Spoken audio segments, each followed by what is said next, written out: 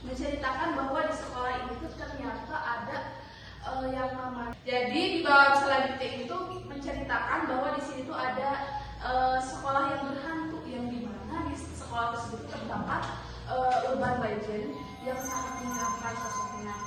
Nah, jadi pada saat waktu itu tuh si Indirata itu dia berjalan ke arah lorong sekolah, yang dimana dia ternyata tidak sengaja melihat ada guru setengah badan. Jadi si guru tersebut itu badannya cuma setengah, yang ada di dalam guru tersebut itu ada dari kepala sampai perutnya saja.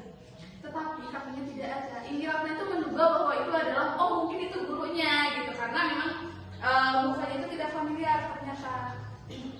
Dan setelah dicari tahu, ternyata sosok ini adalah saudaranya guru yang ada di sana. Jadi seperti adik dan kakak gitu, tapi kakaknya sudah meninggal gitu. Jadi mukanya itu tidak sangat familiar gitu ya. Tentunya Indirata juga tahu gitu muka itu kok kayak kenal gitu. Nah, jadi si sosok ini tuh dia meninggal katanya pada saat pulang sekolah. Dia terjebak di rel kereta dan akhirnya dia terlindas oleh kereta gitu. Jadi yang jadi hantunya itu cuma setengah badan, karena pas waktu kejadian itu si sosok tersebut tuh cuma ada sisa setengahnya dan kakinya pun terputus gitu ya.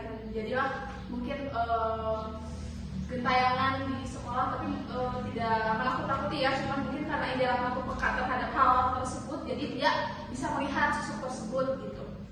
Nah, selanjutnya pada bab selanjutnya di sini ada teror dari Asih, yang dimana kita tahu ya bahwa Asih itu adalah seorang ibu rumah tangga yang sedang baby blues, yang dimana dia tuh hamil duluan, ketahuan hamil duluan, kemudian dia diusir dari rumahnya. Kemudian setelah itu setelah melahirkan anaknya, si anaknya ini sama dia dibunuh gitu. Jadi setelah anaknya meninggal, Asih pun ikut meninggal gitu.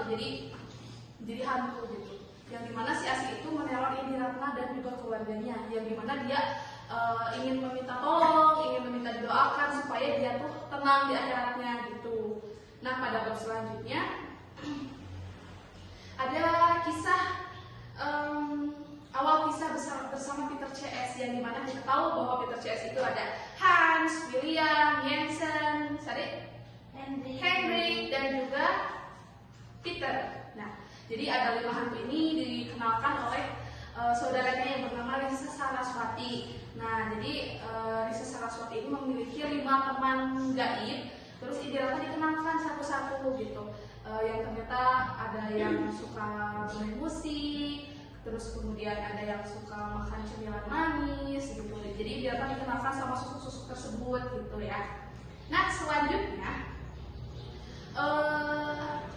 Indirata itu kan dari hari ke hari itu dia mulai terbiasa lah dengan melihat sosok-sosok hantu gitu ya, sampai akhirnya neneknya dia itu meninggal dunia.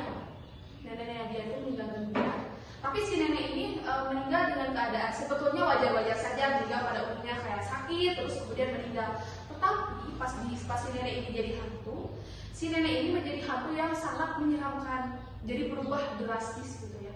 Yang ternyata setelah ditelusuri, si nenek ini melakukan kesalahan pada saat semasa hidupnya. Jadi dia itu melakukan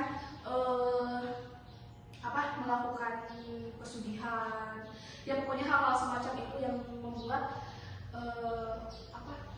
bentuk tubuhnya itu tidak sempurna gitu. Jadi dia itu si nenek Indirata itu menjadi sosok yang sangat tidak sempurna, sangat menyeramkan, dan sampai saat ini bahkan sosoknya itu masih sangat menyeramkan gitu ya, karena mungkin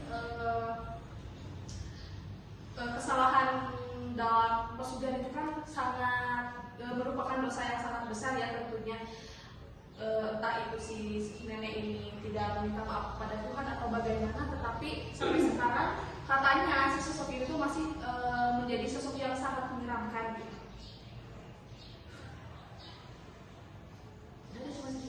Oke, nah jadi hikmah dari cerita ini itu adalah mungkin banyak banget pelajaran yang bisa kita ambil ya, terutama dalam hal kepercayaan. Jadi kita harus yakin dengan kepercayaan yang kita anut, terutama kan kalau misalkan kita juga punya pegangan gitu, yang dimana kita tuh tidak boleh sampai hilaf atau sampai menyembah selain Tuhan yang kita anut. Mungkin cukup sekiannya dari saya dari buku novel yang berjudul Peka ini. Terima kasih. Wassalamualaikum warahmatullahi wabarakatuh. Waalaikumsalam warahmatullahi wabarakatuh.